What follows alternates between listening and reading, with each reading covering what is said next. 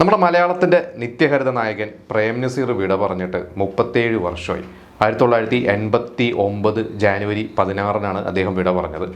അപ്പോൾ കഴിഞ്ഞ ദിവസങ്ങളിലൊക്കെ അദ്ദേഹത്തിൻ്റെ ഓർമ്മ ദിവസവുമായി ബന്ധപ്പെട്ട് അത്ര അധികം പോസ്റ്റുകളൊന്നും ഞാൻ കണ്ടിട്ടില്ല. പലരും അത് മറന്നുപോയ പോലെയാണ്. പക്ഷേ ചില കാര്യങ്ങളൊക്കെ സോഷ്യൽ മീഡിയയിലൊക്കെ ഇപ്പോൾ ചില ചർച്ചകളൊക്കെ അദ്ദേഹവുമായി ബന്ധപ്പെട്ട് വരുന്നുണ്ട്.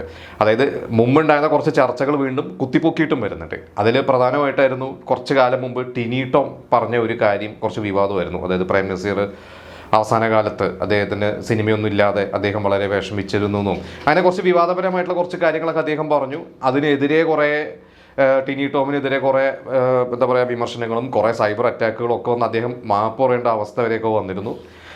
എന്നിട്ട് അദ്ദേഹം പറഞ്ഞു അത് മണിയമ്പിള്ള രാജുചേട്ടനാണ് എന്നോട് അങ്ങനെ പറഞ്ഞത്. പക്ഷേ മണിയമ്പിള്ള പറഞ്ഞു ഞാൻ അങ്ങനെയൊന്നും പറഞ്ഞിട്ടില്ല എന്ന് പറഞ്ഞു. അപ്പോൾ അങ്ങനെ കുറച്ച് വിഷയങ്ങളൊക്കെ ആ വഴിക്കൊക്കെ പോയിരുന്നു. നിങ്ങൾ പലരും അറിഞ്ഞിട്ടുണ്ടാവും.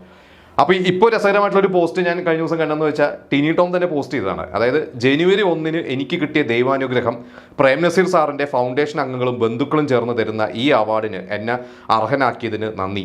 Thank you Prem Nazir Foundation members and his family for this award. അതായത് ഈ പറയുന്ന ടിനി ടോമിന് ഒരു പ്രേം നസീർ ഫൗണ്ടേഷൻ്റെ ഒരു അവാർഡൊക്കെ കിട്ടിയിരിക്കുകയാണ്. അപ്പോൾ അദ്ദേഹം തന്നെ എനിക്ക് തോന്നുന്നു പ്രേം നസീർ ഫൗണ്ടേഷനിലൊക്കെ വളരെയധികം അതിനോട് അടുത്ത് നിൽക്കുന്ന ഒരു വ്യക്തിയാണ്.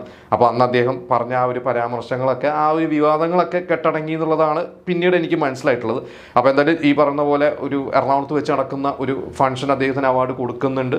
പിന്നെ ഇവരെല്ലാവരും കൂടി ഒത്തുകൂടുന്നുണ്ട് ഫൗണ്ടേഷൻ മെമ്പേഴ്സ് എന്നൊക്കെ ഞാൻ വായിച്ചിരുന്നു. പിന്നെ കുറച്ച് വിവാദപരമായിട്ടുള്ള പഴയ കുറേ കാര്യങ്ങൾ വീണ്ടൊക്കെ കുത്തിപ്പൊക്കിയിട്ടുള്ള ഒന്നായിരുന്നു ശ്രീനിവാസൻ ഈ അടുത്ത് ഒരിക്കൽ പറഞ്ഞിരുന്ന ഒരു കാര്യം. അത് മോഹൻലാലിനെ കുറിച്ചൊരു പരാമർശം പറഞ്ഞത്. പിന്നീട് അത് കുറേ വിവാദവും കുറേ ചർച്ചകളും ലാസ്റ്റ് ശ്രീനിവാസന് എതിരെ, അതായത് ശ്രീനിവാസനോട് യോജിക്കാൻ പറ്റുന്നില്ല എന്ന് അദ്ദേഹത്തിൻ്റെ മകൻ ധ്യാൻ ശ്രീനിവാസൻ വരെ പറഞ്ഞിരുന്ന ഒരു സംഭവമൊക്കെ നമ്മൾ കണ്ടിട്ടുള്ളത്. അപ്പോൾ ആ ഒരു ഇഷ്യൂ കുറേ പേർക്ക് അറിയുമായിരിക്കും, പലർക്കും അറിയാതിരിക്കാം. അത് സംഭവം എന്ന് വെച്ചാൽ പ്രേം നസീർ ഇതുപോലെ തന്നെ അദ്ദേഹം തന്നെയായിരുന്നു നമ്പർ 1 ഹീറോ തന്നെയായിരുന്നു മലയാളത്തിൽ. അതായത് പ്രേം നസീർ, സത്യൻ, മധു, അതിനുശേഷം വന്ന വിൻസെൻറ്റ്, സുധീർ, അതിനുശേഷം ജയൻ, സോമൻ, സുകുമാരൊക്കെ വന്നെങ്കിലും പ്രേം നസീർ എന്നും നമ്പർ 1 ആയിരുന്നു. പ്രേം നസീറിനോളം എത്തിയ ഒരു നടൻ എന്ന് പറയുന്നത് പിന്നീട് ജയൻ മാത്രമായിരുന്നു. അപ്പോൾ പ്രേം നസീറിനോളം ഏകദേശം ഒപ്പത്തിനൊപ്പം തന്നെ പറയാം. കാരണം അവസാനം ഒരു 80 ഒക്കെ ആയിരിക്കും. 1980 പ്രേം നസീർ 75,000 രൂപ റെമ്യൂണറേഷൻ മേടിക്കുമ്പോൾ തൊട്ടടുത്ത് ഒരു 60,000 രൂപ എടുത്ത് റെമ്യൂണറേഷൻ മേടിക്കുന്ന ഒരു ലെവലായിരുന്നു ജയൻ. പിന്നെ ഈ പറഞ്ഞ പോലെ മധു ഒക്കെ ഉണ്ടായിരുന്നു. അതിന് താഴെയായിരുന്നു ബാക്കിയുള്ള നടന്മാരൊക്കെ.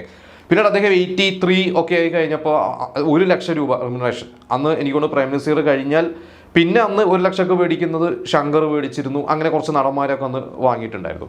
പിന്നെ അദ്ദേഹം പതുക്കെ അഭിനയത്തിൽ നിന്ന് മാറി പൊളിറ്റിക്സിലോട്ട് ഇറങ്ങി. അത് അദ്ദേഹം കെ കരുണാകരനോടുമായി അടുത്ത് ചേർന്ന് നിന്ന് കോൺഗ്രസിന് വേണ്ടി കുറേ പ്രചാരണത്തിനൊക്കെ ഇറങ്ങി. കുറച്ച് വർഷങ്ങൾ അദ്ദേഹം അതിന് വേണ്ടിയൊക്കെ ഒരു 85 ശേഷം അദ്ദേഹം അതിന് വേണ്ടി പൂർണ്ണമായിട്ടും രാഷ്ട്രീയത്തിന് വേണ്ടി ഇറങ്ങി. പക്ഷേ എനിക്കൊന്നും അദ്ദേഹത്തിന് സീറ്റൊന്നും കിട്ടിയിട്ടില്ല. പക്ഷേ അദ്ദേഹം കോൺഗ്രസിന് വേണ്ടി കുറേ പ്രവർത്തിച്ചു.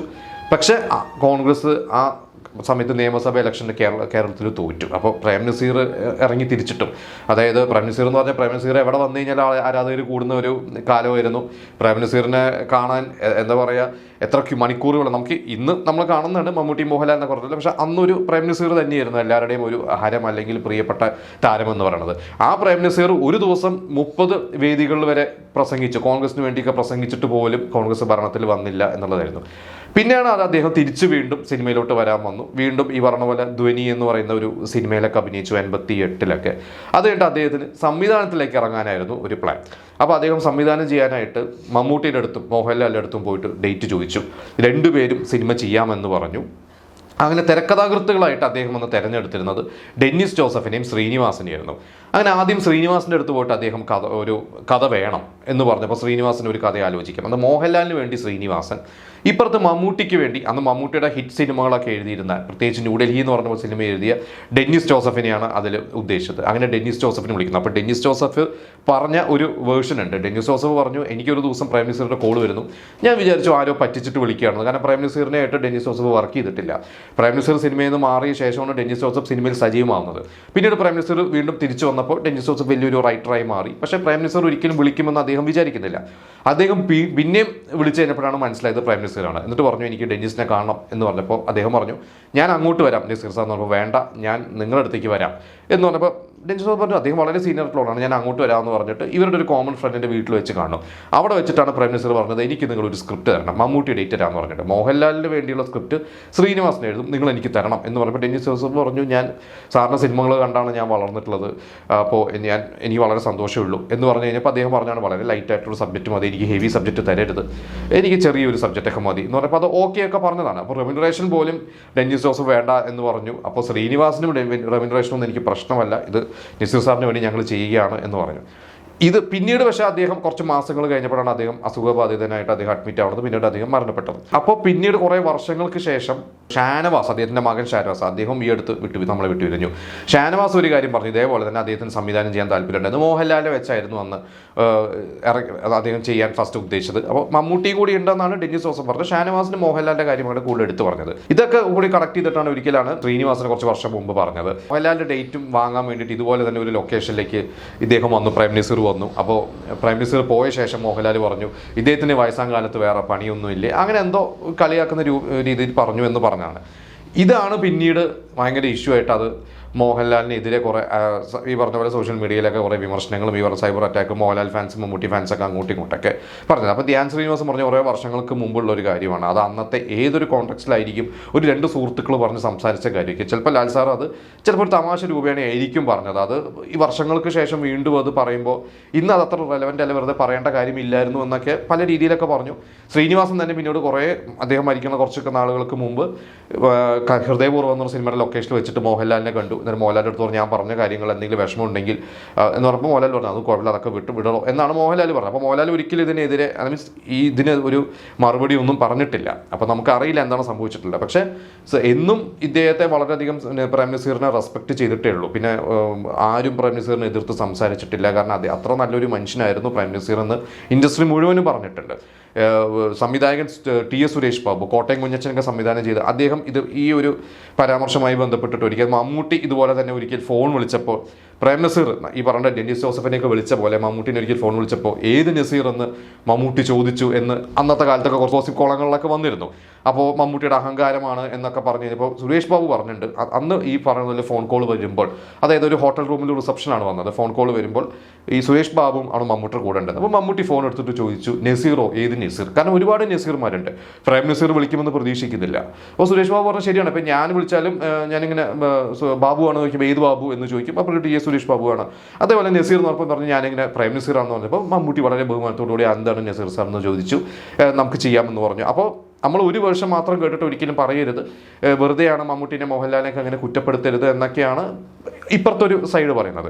അപ്പോൾ പ്രേം നസീറിനെ കുറിച്ച് പിന്നെ ഒരുപാട് പേര് നല്ല കാര്യങ്ങൾ പറഞ്ഞിട്ടുണ്ട്. കാരണം ബാലു കിരിയത്ത് എന്ന് പറയുന്ന സംവിധായകൻ പ്രേം നസീറുമായി സിനിമ ചെയ്തിട്ടുള്ളതാണ്. അദ്ദേഹം പറഞ്ഞിട്ടുണ്ട് ഒരിക്കൽ ഇതേപോലെ തന്നെ ഒരു സിനിമയ്ക്ക് 20 ദിവസത്തെ ഒരു ഡേറ്റ് കൊടുത്തു, 1 ലക്ഷം രൂപ റെമ്യൂണറേഷൻ മേടിച്ചു, അതൊരു 82-83 കാലഘട്ടങ്ങൾ.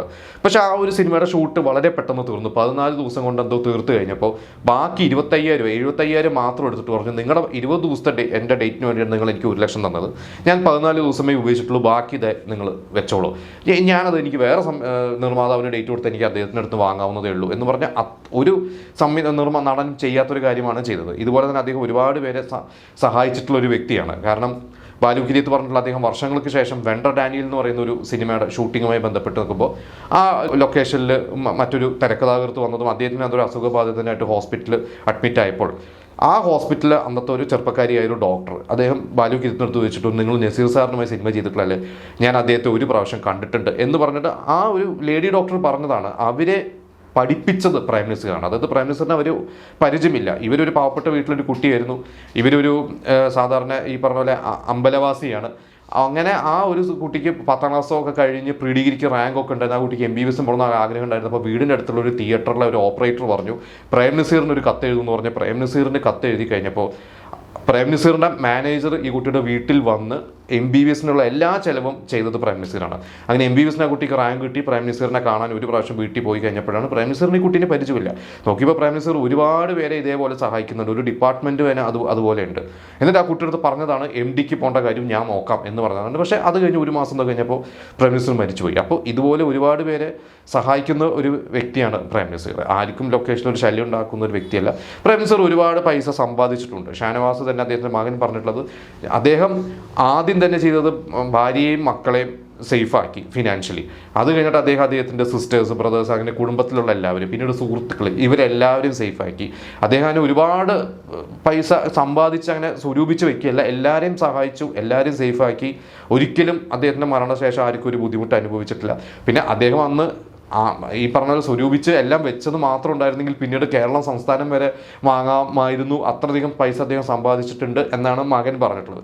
പക്ഷേ ഇതൊരിക്കലും ഒരു നിർമ്മാതാവിനെ ബുദ്ധിമുട്ടിച്ചിട്ടുമല്ല അദ്ദേഹം അത് ചെയ്തിരിക്കുന്നത്. അപ്പോൾ ഇത്രയും ഒരു വ്യക്തിയെക്കുറിച്ചാണ് അവസാന കാലത്ത് വളരെ ബുദ്ധിമുട്ടിലായിരുന്നു എന്നൊക്കെ പറഞ്ഞത്. അപ്പോൾ അതൊക്കെ ഒരു എന്താ പറയുക, അതൊക്കെ വെറുതെ പറയുന്നതാണ്, അങ്ങനെ അതൊരു തെറ്റിദ്ധാരണയാണ് എന്ന രീതിയിൽ തന്നെയാണ് എല്ലാവരും പറഞ്ഞിട്ടുള്ളത്. പിന്നെ അദ്ദേഹം വളരെ സാധാരണ എന്താ പറയുക, ഒരു അസിസ്റ്റൻ്റ് ഡയറക്ടർക്കോ അല്ലെങ്കിൽ എന്നെക്കാളും ജൂനിയർ ആയിട്ടുള്ള ആൾക്കാർക്കൊക്കെ വളരെയധികം റെസ്പെക്റ്റ് കൊടുക്കുന്ന വ്യക്തിയാണ്. ആരും അദ്ദേഹത്തെക്കുറിച്ച് മോശമായിട്ടില്ല. ജഗതി ശ്രീകുമാർ എന്ന നടൻ 2 or 3 സിനിമയിൽ അഭിനയിക്കുന്ന സമയത്ത് പോലും അദ്ദേഹം ഒരു സിനിമയിൽ വരാൻ ഇത്തിരി വൈകി കഴിഞ്ഞപ്പോൾ ജഗദീനെ മാറ്റി വേറെ ആരെങ്കിലും കാസ്റ്റ് ചെയ്യുന്ന സംവിധായകൻ പറഞ്ഞപ്പോൾ വേണ്ട, ജഗതി ശ്രീകുമാർ വരട്ടെ എന്ന് വരെ പറഞ്ഞ വ്യക്തിയാണ് പ്രേം നസീർ. അപ്പോൾ ആ പ്രേം നസീറിനെ കുറിച്ച് എല്ലാവർക്കും നല്ലത് മാത്രമേ പറയാനുള്ളൂ.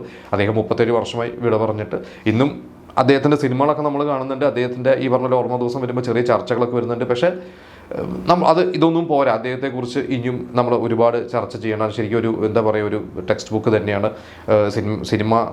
സിനിമയിലോട്ട് വരാൻ ആഗ്രഹിക്കുന്നവർക്കൊക്കെ അദ്ദേഹത്തിൻ്റെ ഒരു ജീവചരിത്രം എന്ന് പറയുന്നത് ഒരു പാഠപുസ്തകം തന്നെയാണെന്നുള്ള കാര്യത്തിൽ യാതൊരു സംശയവുമില്ല.